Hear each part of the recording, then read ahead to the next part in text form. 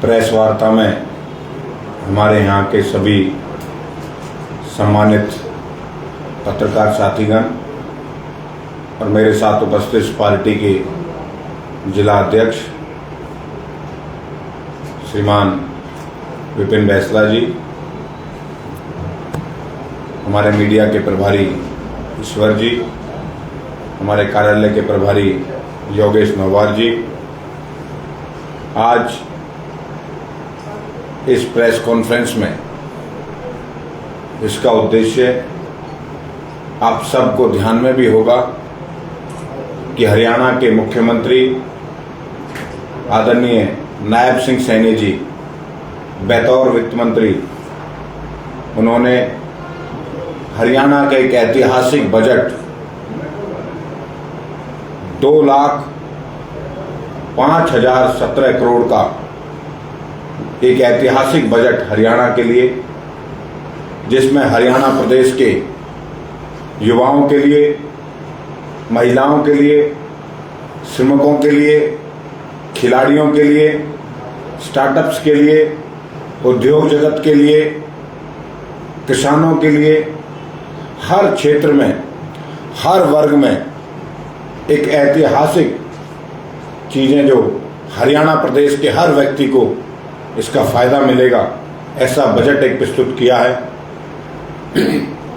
इसमें सड़क हो, रेल हो, बिल्डिंगों हो, हर प्रकार के इंफ्रास्ट्रक्चर के लिए, खिलाड़ियों की सुविधा के लिए, युवाओं के रोजगार के लिए एक ऐतिहासिक बजट पेश किया है। उसके नियमित पूरे हरियाणा प्रदेश के एक एक व्यक्ति को इस बात की जानकारी हो कि किस प्रकार का बजट उनके लिए क्या क्या फायदा होने वाले हैं इस बजट से, उसके नियमित सभी पत्रकार साथियों को आज रखा है। जिस प्रकार से डिपार्टमेंट ऑफ फ्यूचर के नाम से भविष्य के लिए, युवाओं के लिए क्या प्लानिंग हो सकती है, उसमें माननीय मुख्यमंत्री जी ने अपना विजन रखा है और युवाओं के लिए एआई के माध्यम से एक बड़े लेवल पर 50,000 से ज़्यादा युवाओं को रोजगार मिलेगा। उसको लेकर इस प्रकार का प्लेटफॉर्म माननीय मुख्यमंत्री जी ने रखा है। युवाओं के लिए प्रशिक्षण के लिए, कौशल के लिए, एक प्रकार से ITIs के लिए एक बड़ा बजट उन्होंने देकर युवाओं के लिए एक नए आयाम खोलने का काम हमारे माननीय मुख्यमंत्री जी ने किया है। मैं मानता हूं, चाहे किसानों के लिए, चाहे महिलाओं के लिए, चाहे स्वास्थ्य क्षेत्र के लिए, हर क्षेत्र में काम करने के लिए माननीय मुख्यमंत्री जी ने इस प्रकार का एक लंबा बजट और एक अच्छा बजट, एक सर्वस्पर्शी, सर्व समावेशी बजट पेश किया है। मैं इसकी प्रति कॉपी आप सबके पास भिजवा दूंगा और मैं अपने पलवल वासियों के लिए, अपने मेरे परिवारजनों के लिए, पलवल के परिवारजनों के लिए, जो मेडिकल कॉलेज लंबे समय से स्टार्ट नहीं हो रहा था, अनाउंसमेंट पहले हो चुकी थी, वो इस फाइनेंशियल ईयर में शुरुआत करने के लिए उसका बजट इस बार स्टार्ट हो जाएगा। मैं मेट्रो की बात थी, उसका DPR बनकर तैयारी में है। प्रयास है कि इसी फाइनेंशियल ईयर में मेट्रो को बढ़ाने का काम भी हमारे जिले में स्टार्ट हो जाएगा। एक जिले में, कुछ 5 जिलों में बागवानी सेंटर, जिससे हमारे कई 100 युवाओं को बागवानी के माध्यम से, कृषि के माध्यम से, किसानों के माध्यम से रोजगार भी मिलेगा और किसानों को बागवानी के माध्यम से फायदा भी मिलेगा। वो एक जिले में बागवानी सेंटर खोलने का काम हमारी सरकार पलवल के अंदर करने जा रही है। एक गौ माता के लिए इस बार गो अभयारण्य एक बड़ा 80 से 100 एकड़ में जगह चिन्हित करके हमारी गौ माता के लिए हर प्रकार से उनका देख रेख के लिए, उन सबको कोई बाहर ना घूमे, ऐसा एक गौ अभयारण्य का बड़ा काम पलवल के अंदर होने जा रहा है। मुझे लगता है कि माननीय मुख्यमंत्री जी ने कुछ चीजें पलवल के लिए अगले 6 महीने में जो भी पलवल के अंदर सड़कें टूटी हुई हैं, वो सड़कें सभी 6 महीने के अंदर हमारी सरकार ने टारगेट रखा है कि उसको पूरा कर लिया जाएगा कि हर सड़क 6 महीने में बन जाए, या रिपेयर जो अगर टूटी हुई है तो उनको रिपेयर कराने के लिए हमारी सरकार इसमें काम करेगी। मुझे लगता है कि इस जो संकल्प माननीय मुख्यमंत्री नायब सिंह सैनी जी ने प्रतिबद्ध हैं, संकल्पित हैं हरियाणा को आगे ले जाने के लिए, उस पर काम कर रहे हैं। एक ऐतिहासिक बजट हरियाणा प्रदेश के लिए, जो वादे, जो संकल्प हमारे संकल्प पत्र में लिया गया था, उसमें बहुत सारे संकल्पों को इस फाइनेंशियल ईयर में बजट में पूरा कर लिया जाएगा। और आने वाले समय पर बजट को पढ़ूंगा तो बहुत समय लगेगा, 1 से 1.5 घंटा इस बजट को हर क्षेत्र में बताने के लिए अगर मुझे समय लगेगा तो समय ज़्यादा लगेगा। मैं आपको प्रति कॉपी आपके पास आप सब ने सुनी भी होगी, और आपको अगर कोई क्वेश्चन होंगे तो मैं उसका जवाब दूंगा। आप सब लोग आए, आपका बहुत बहुत धन्यवाद। आपने एक बात अभी सड़कों की कही है, पलवल में लगभग जो सड़कें हैं, सोना रोड हो गई या आगरा की तरफ चलेंगे इसमें हो गई, ये तो सब ठीक ठाक है। दिल्ली की तरफ की एक सड़क केवल रैली ऐसी है मटकोला वाली, नूर रोड वाली, जो बिल्कुल खड्डे ही खड्डे हैं तमाम में। 6 महीने के अंदर, 6 महीने के अंदर वो सारी सड़कें आपको एकदम अच्छी और सुंदर आपको दिखाई देंगी, ये भरोसे के साथ मैं कह सकता हूँ। आपने जो गौ सेवा आयोग की बात की थी, जब से ये आयोग बना था उस पर कितना खर्चा हुआ है, उसका अंदाजा आप सबको है? मैंने गौ अभ्यारण्य के बारे में बात करी है, गौ सेवा आयोग की नहीं करी। कितने मुकदमे हरियाणा भर में दर्ज हुए, क्या एक में कहीं सजा हुई है? हमारी सरकार गौ माता को लेकर, खुद मैं व्यक्तिगत, हम सब लोग इसके लिए काम कर रहे हैं। गौ अभ्यारण्य बड़ा बनेगा और उसमें सभी गौ माताओं को जो भी बेसहारा है उनको हम रखेंगे, उनका देखभाल सारी चीज काम करने का काम करेंगे। इस बार के बजट में जो खेल मंत्रालय को मिला है, उसमें खिलाड़ियों को किस तरह की और सुविधाएं पहुंचेंगी? नहीं, खिलाड़ियों को जो वादे किए गए थे उसके मुताबिक उनकी डाइट का जो प्लान था उसको बढ़ाने का काम किया है। खेल को लेकर 20 लाख तक का बीमा खिलाड़ियों को उसमें कवर किया गया है। जो सामान ऐसा कभी कोई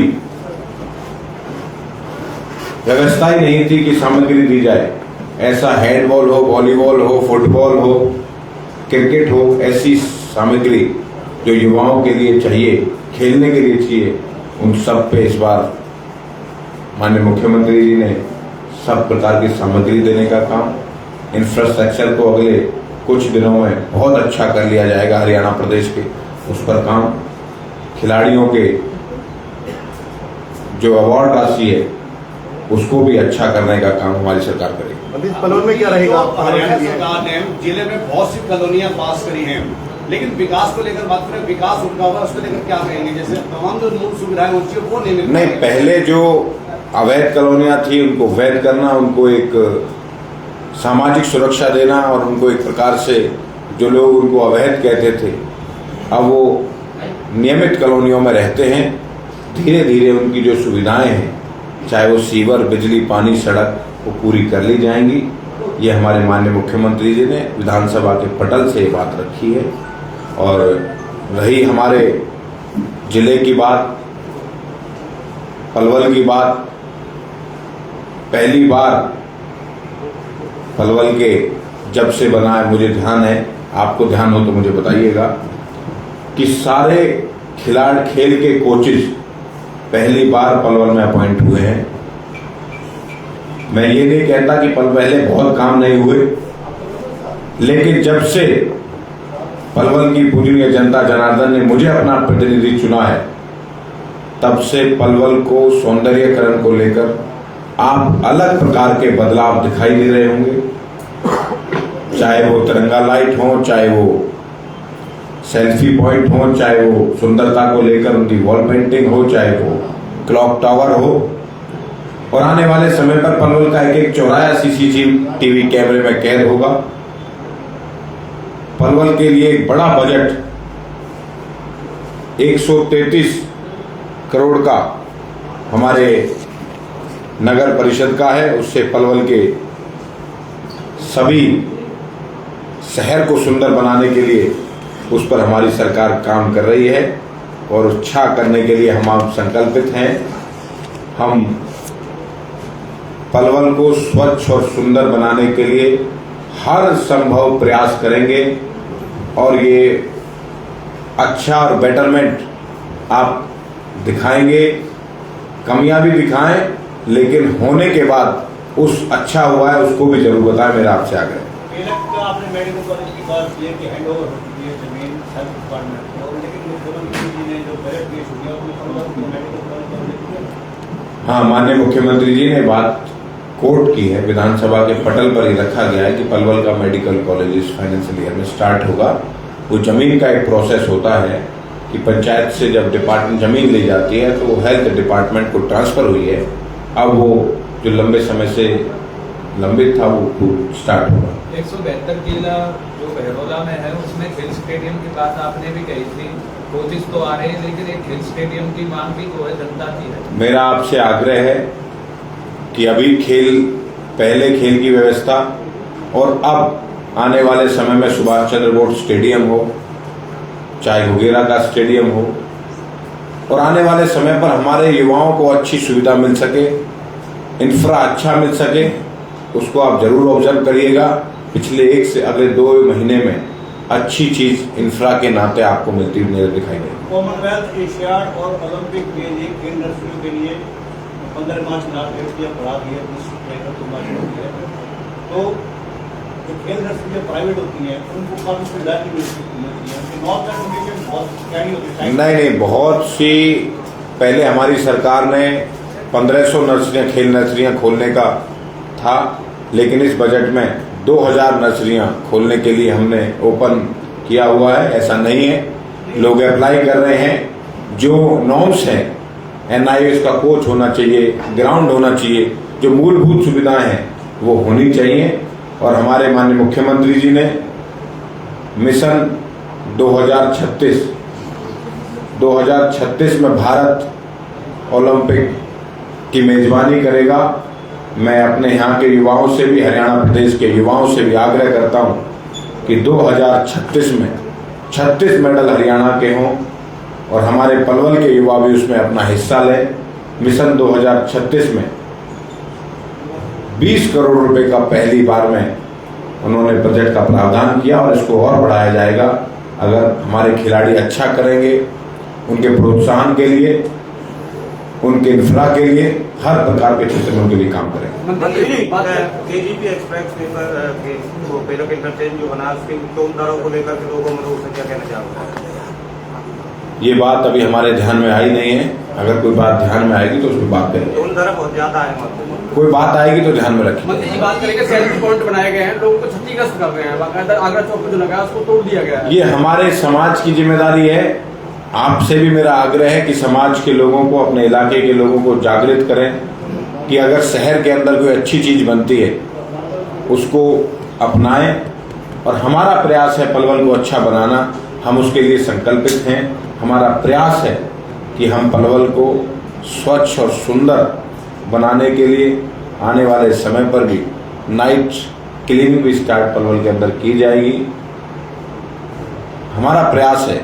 आपके चैनलों के माध्यम से भी मैं अपने इलाके की जनता जनार्दन से आग्रह करता हूं, वो उस पलवल को अच्छा बनाने के लिए हमारा साथ दें, सुंदर बनाने के लिए हम साथ दें, युवाओं का साथ दें। युवा अगर अच्छी प्रेरणा के साथ चलेगा तो स्वाभाविक रूप से समाज भी अच्छा रहेगा, पलवल भी अच्छा रहेगा। आपराधिक घटनाएं बढ़ रही हैं, पत्रकार के साथ लूटपाट की गई, उनका मोबाइल छीन के ले गए अपराधी, ऐसो घटनाओं पर नहीं, हमारी पुलिस मुस्तैदी से काम कर रही है। अगर इस प्रकार की कोई घटना आ रही है, अभी तक ट्रेसिंग पुलिस कार्रवाई करेगी। पुलिस उसके लिए किसी भी प्रकार के, चाहे वो आम नागरिक हो, चाहे कोई हमारा पत्रकार साथी हो, हम उसके साथ हैं।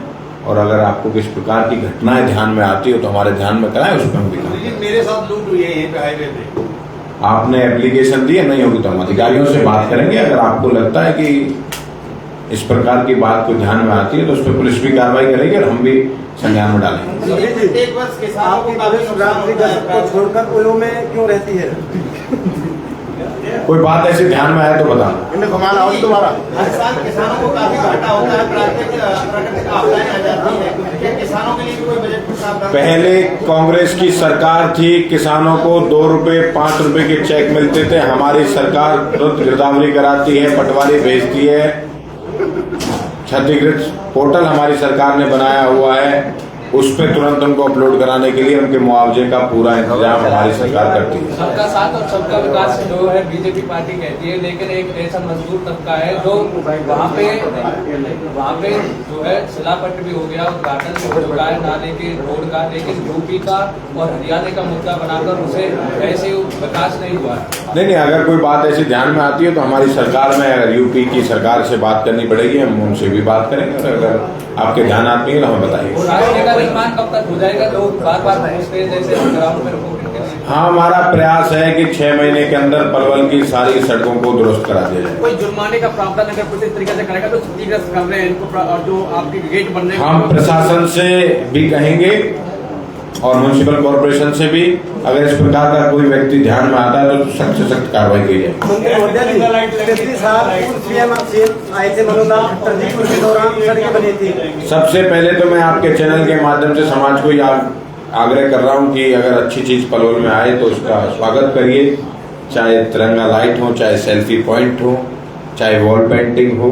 और आने वाले समय पर हर चौराहे को बहुत सुंदर तरीके से सजाया जाएगा।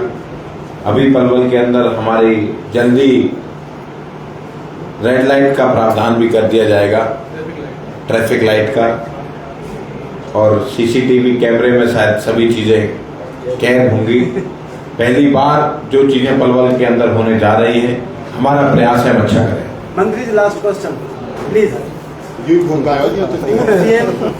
पूर्व सीएम आए थे पिछले वर्ष मनोहर खट्टर जी, तो उनके दौरान सड़कें बनाई गई थी, तो समय पूर्व ही सड़कें टूट गई हैं, ऐसा व्यतीत होता है कि उसमें भ्रष्टाचार हुआ।